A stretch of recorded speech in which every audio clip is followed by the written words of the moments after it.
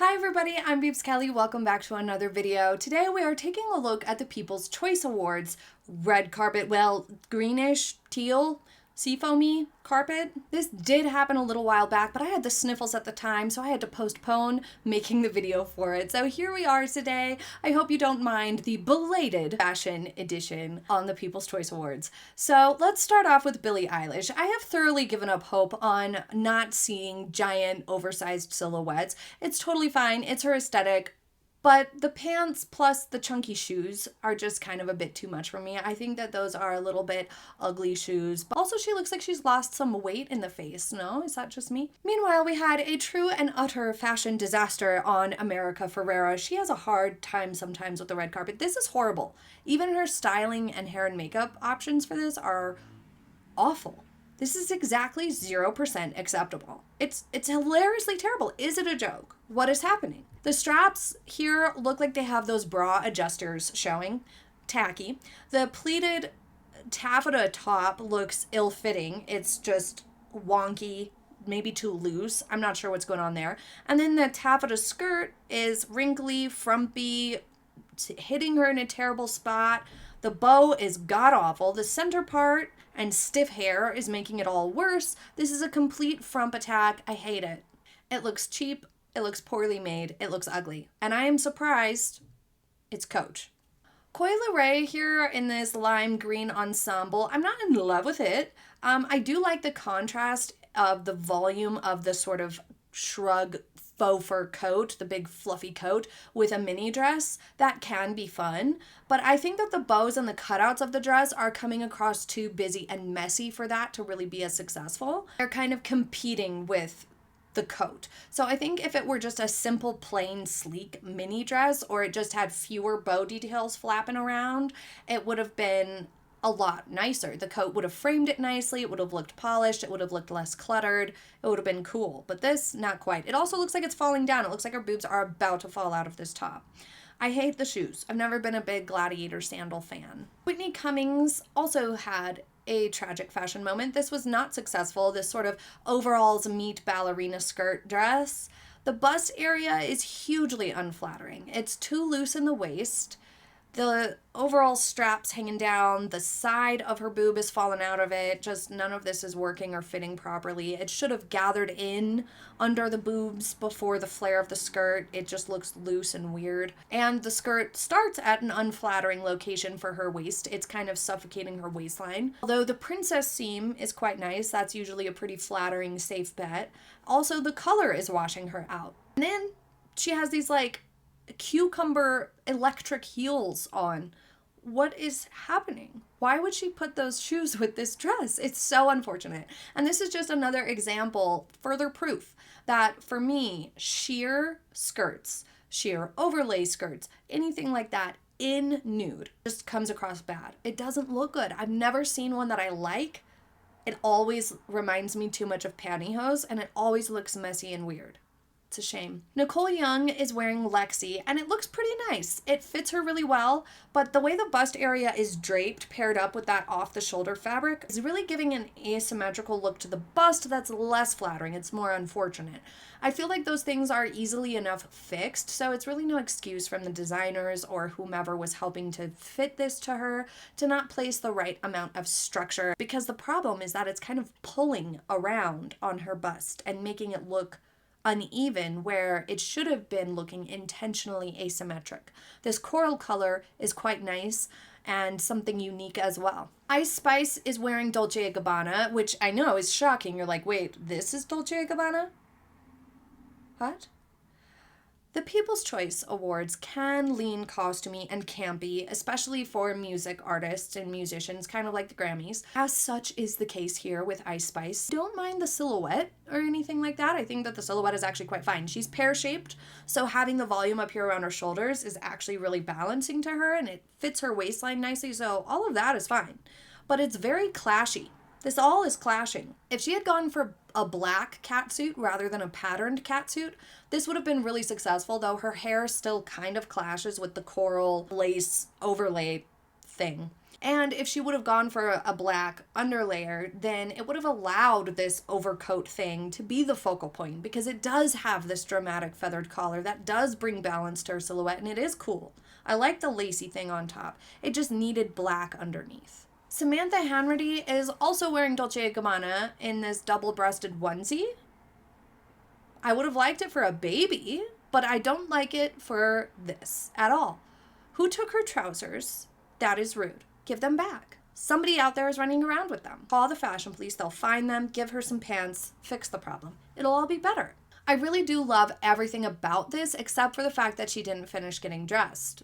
Could have been a mini skirt, a chiffon maxi skirt, trousers, shorts even would have worked for the People's Choice Awards. She could have done shorts, but hot pants for this sort of an event is a big no, especially with the nylons. It's just kind of like, I don't know, it just looks unfinished. The start to it though, where it is around the torso, the way it's nicely fitted, all of that is great. It maybe could have benefited from an updo to just really open this up and make it like a real wow moment, but without pants, it never would have worked. Katie Douglas's dress is really interesting. I'm so glad it's not like a sheer skirt where we see the granny panties underneath. Heck, I'm glad there is a skirt, okay? That's where we're at now in fashion. There's a skirt. We're getting somewhere. It is a little bit busy, almost like there's two separate vibes joined up together here. It's working okay. I think any other awards show, it would have been a complete fail, but here it's at least passing. I think it's interesting.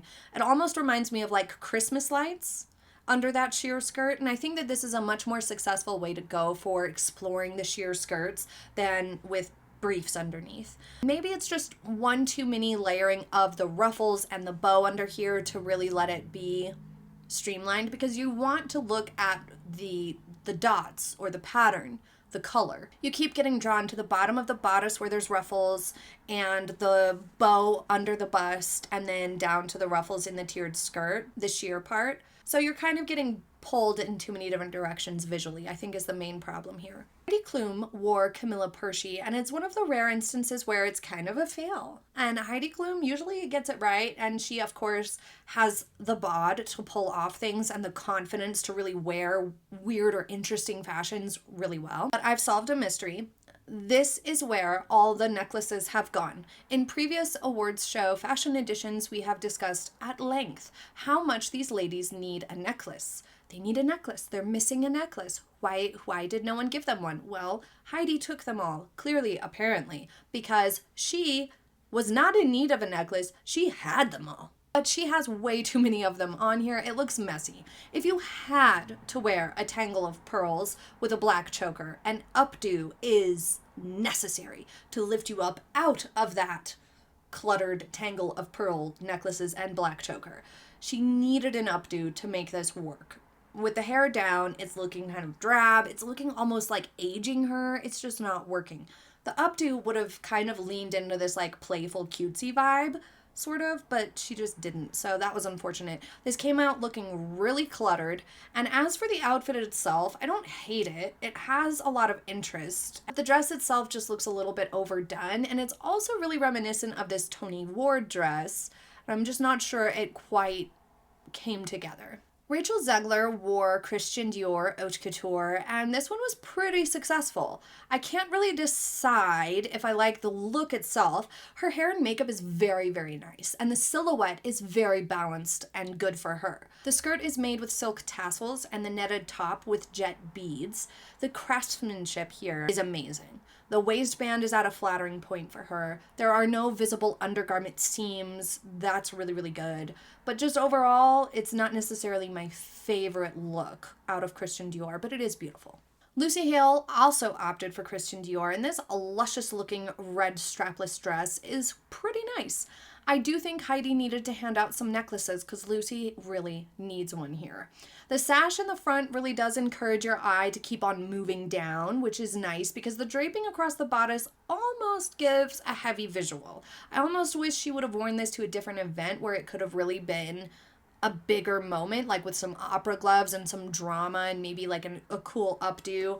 I don't know. I don't love the center part. I think a bracelet or opera gloves would have been really nice in a different venue. I don't think they would have worked for the People's Choice. It would have been too dressy. But like I said, if she would have like saved this for the SAG Awards or the Golden Globes, and done it, it would have been like a moment. It would have been really cool. Natasha Bedingfield is rocking a jumpsuit here that is designed to complement her figure nicely, and it's doing a good job of that. It's fun. I think it's totally fine for the People's Choice Awards. Would it work other places? Absolutely not. And this sort of iridescent on Carmen Electra, I think it's okay. It's really complimentary to her figure. She's pulling it off well, that's for sure. But it's just not my personal favorite, these types of fabrics. And I think that the collar, regardless of the fabric, the collar holding this dress up reminds me of those headphones that hang out right here that like go around here. So I feel like that just doesn't look that nice. There's also a sheer panel between the boob, which you don't notice at first. So it's as good as it's gonna get, but I'm just not 100% convinced that that's a great idea. I think just fashion tape no sheer panel would have been better, or just pick a different dress. Like if it's a little bit too risky where you're gonna pop out of it, then it'd be better to not have the sheer panel, because it's just kind of distracting. Once you see it, you can't unsee it. But I think it's just kind of a middling, mediocre look here. I do quite like Alexandra Shipp's dress here. The strap taper is really, really nice. And the modified sweetheart neckline is interesting, it's fresh, it's new, without being unflattering. It also brings good balance to her figure, as her shoulders are ever so slightly wider than her hips. So it was a smart choice, since the skirt lacked volume, to add some interest to the lower part of the neckline and widen those straps up towards the top. It gives a better illusion to those shoulders, and it makes everything look just really balanced and nice and polished. So that was really great. I like the lace-up corset detail too. It's not too over the top. This is Minnow. Also wearing Minnow is Sydney Sweeney. And I know the struggle here. She is busty and she has a small frame. And so when you wear plunge necklines, when you have that sort of a situation, you really have to balance this stuff. When you do a plunge neckline and you're busty like this, then this area can end up just looking humongous. Like you have just this huge chest, and it really dominates the overall silhouette and the look. And that's what we have happening here. It's giving the illusion that the straps are just too long, like they needed to be tailored up and hiked up. It's almost less flattering to her bust, even where it's at right now. It just didn't have the balance that it needed. The dress itself, though, is almost perfect. Like, I really like this dress. This color is gorgeous. So much of this is fabulous. I think if it would have had sleeves, she could have gotten away with this plunge neckline and it would have been fine, because the sleeves would have balanced out the really big open chest area. But since it doesn't have sleeves, it's giving this like long impression. Otherwise, it's really simple. It's really classic. It's very flattering. Absolutely gorgeous. Finally, Katherine Han is wearing something quite nice. This is Robert Vanderkamp's Spring 2024 Haute Couture, and I like this a lot, but dang it, she did need an updo for it. She should have done a cool updo, like something real perky would have been so amazing, because this has a really structured shoulder and a high neck. It's just begging for that sort of perky tall updo. Just giving it that fresh, polished look, just a little more pizzazz. It would have been amazing. But this is very figure flattering for her. Sash has this sort of swoop to it that is really accentuating her figure nicely. It's looking really, really nice. I'm not 100% behind the slit. It's almost looking a little bit clunky and chunky. It could be the way she's standing, but it could also be that piping.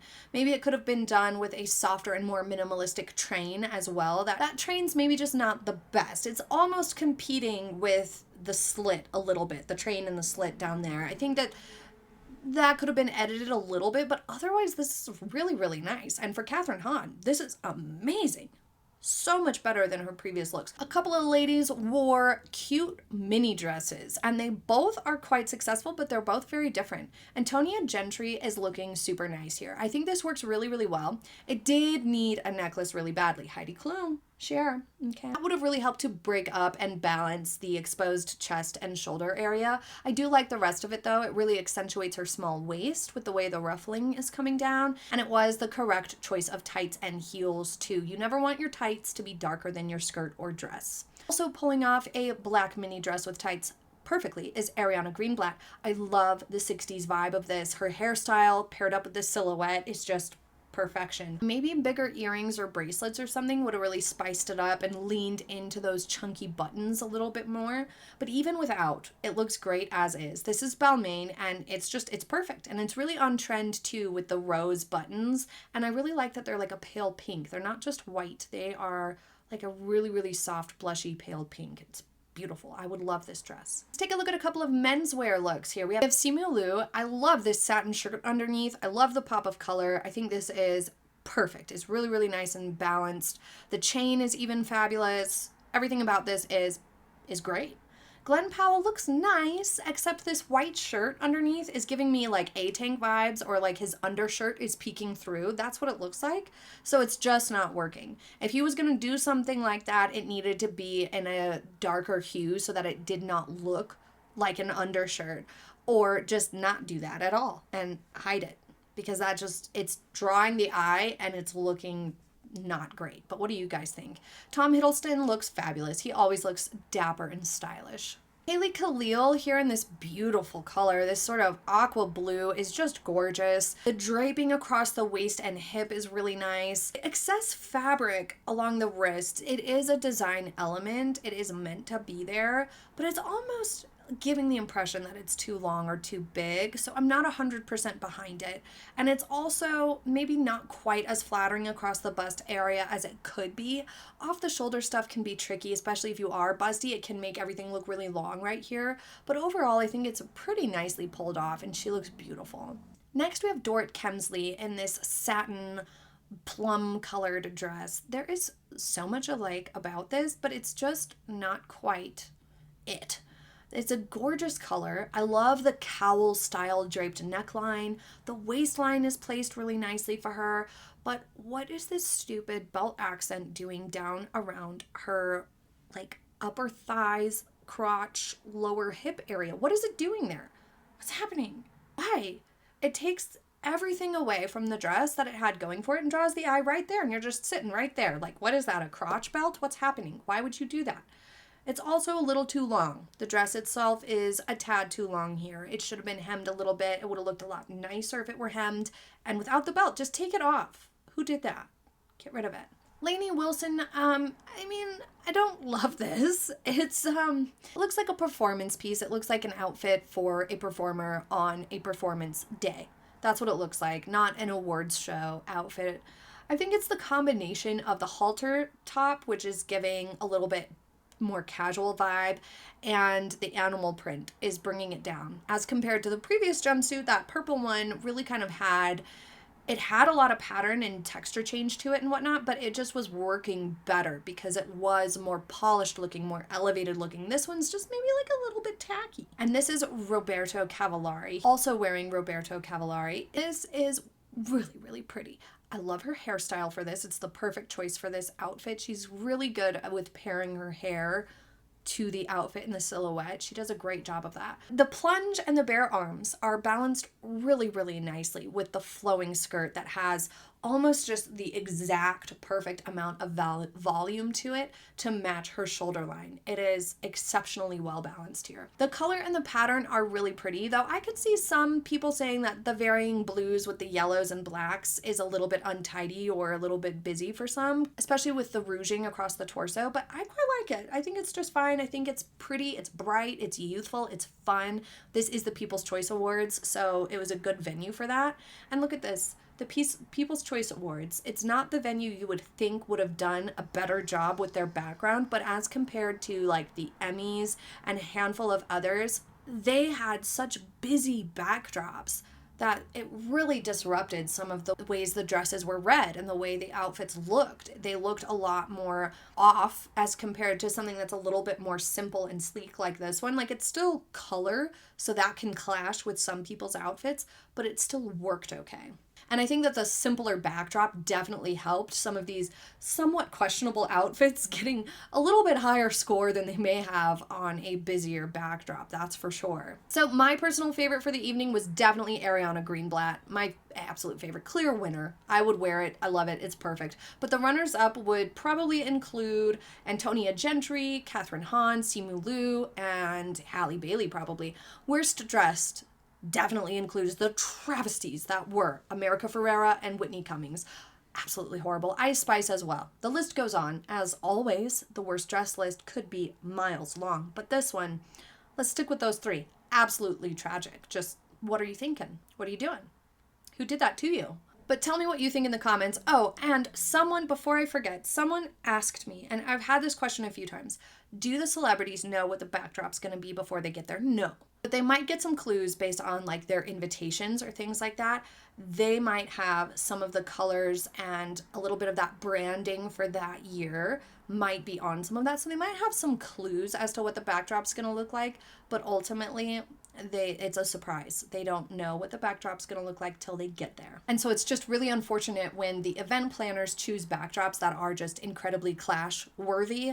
It's unfortunate. They should really try harder and do better next time. I know they want their branding on there, but they could simmer down a little bit. But tell me what you think in the comments. Leave your least favorite and most favorite from the People's Choice Awards down below. I cannot wait to see what you think. Thank you so much for joining me for today's video. I sincerely hope you enjoyed it, and I hope you have a happy day. I'll see you next time. Bye!